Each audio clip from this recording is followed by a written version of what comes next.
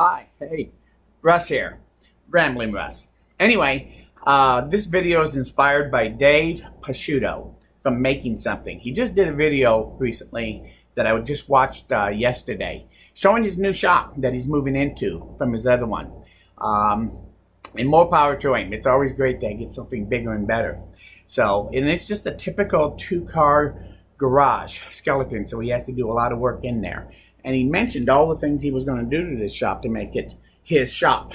And one thing that kind of stuck out to me about that, he has the same thing I had when I moved in here. He has a 16-foot wide overhead door on the front of the garage. And he was talking about how he was going to take that out, put a wall in there, and make a closet for that opening, and make it accessible from the outside for his lumber storage. And that's not a bad idea. It makes it really nice to have your lumber be able to unload it like that real easily into your shop. So, but there's two things about that. The first thing is, I don't know what his codes are, but not everybody can do that to their garage. I had a garage at one time that they did not allow me to take all the garage doors out. I had to leave at least one garage door in so I could call it a garage instead of living space. And so, depending on the codes in your area, what he did there may not even work. But I like to think that what I did for my 16-foot door was actually really, I'm very happy with it. And I think when you see this, you're going to see what I'm talking about, and you'll probably like it too. The one thing I like about the overhead door is in the summer months, it goes up and stays up unless it's so hot, unbearable, or so cold I can't stand it. Then I pull it down. So I love having that openness into my shop, bringing it in. And so I kind of wanted to maintain getting that, having more window space in my shop. So what I did was I went out and bought a really good high quality overhead door that was only 9 foot wide instead of 16. I redid my door opening, and I put a wall, a 7-foot wall, to make up the other distance between the end of this door and the corner of where the old door used to be.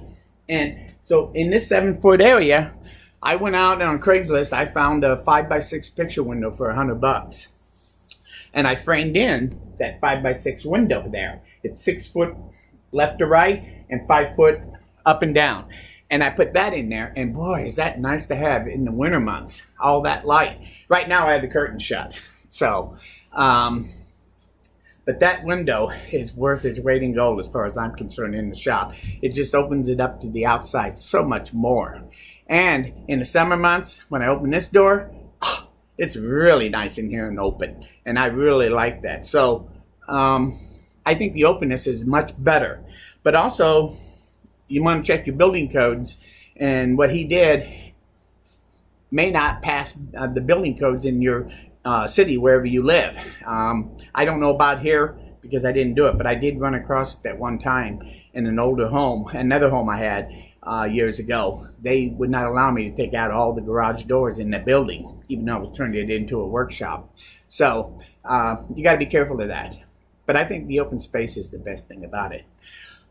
Now, I will tell you that his idea about putting that lumber rack in there, that was a good idea. I thought that was awesome because it's so nice to be able to bring your lumber in, back your truck up and unload it and put it directly on the shelves in a very short period of time or distance. And that will definitely work that way. So what I did with mine, my lumber rack is actually just, if you're outside looking in the shop from the garage door, it's just immediately to the left. And that's my lumber rack right there. So anything I bring in the door, I can immediately put it into the lumber rack to get it out of the way. So you do want your lumber easily to put away, and he did accomplish that. That was a very good idea for that. I think I probably would have some kind of access from inside so I can unload it all, go inside, especially on a cold day, open it up and then pull it in to use it if that's what I want to do. So I would kind of probably have some kind of inside opening on it, but that's me. Anyway, I just wanted to mention this. I want to thank Dave Picciuto for his video, and it inspired me to do mine. I just thought I'd show some other alternatives to that idea of his. Even though I think it's a good idea, I like to think that my idea fits me a lot better. And it might fit you a little better too. So I want to thank you for stopping by. If you like this video, please say so. And most importantly, you come back again. So this is Rambling Russ. We'll talk to you later. Bye.